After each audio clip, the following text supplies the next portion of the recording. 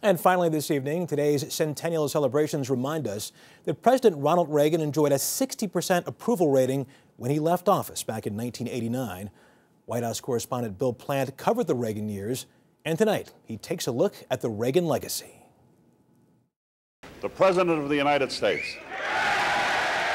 Whether he was overturning the culture of Washington, government is not the solution to our problem.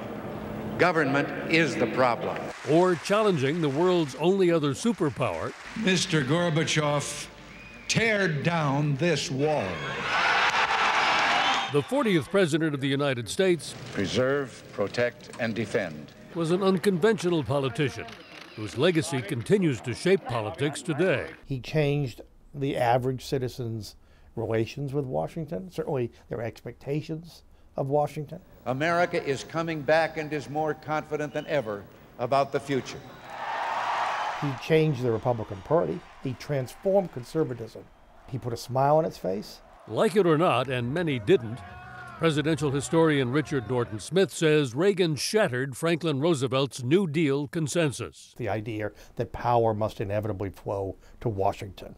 Our proposal is for a 10% across-the-board cut every year for 3 years in the tax rates. The Reagan Revolution cut taxes, though he later had to raise them, reduced spending on social programs, and increased the military budget. While he was doing these things, there were a lot of rocky hurdles to overcome. Ed Meese, Reagan's longtime counselor and later Attorney General, says Reagan's self-confidence helped his agenda. The way in which he provided the leadership, his cheerfulness, his optimism, his sense of humor. He was the same person if he was talking to one or two of us in the Oval Office or if he was talking to 10,000 people at a political rally. The movie actor turned politician was known as the great communicator. And I want to report to you on. But his last White House chief of staff, Ken Duberstein, says his boss was also a great compromiser.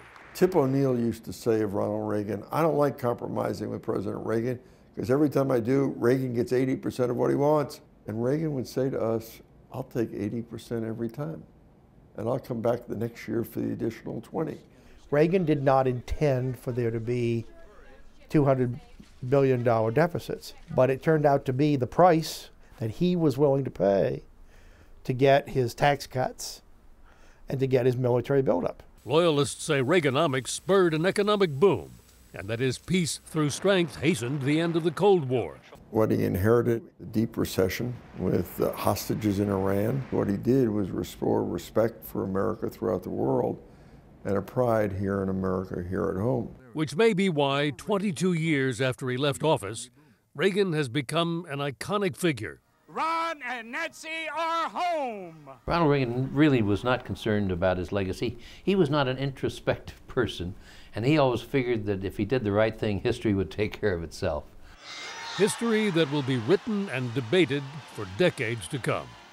Bill Plante, CBS News, Washington.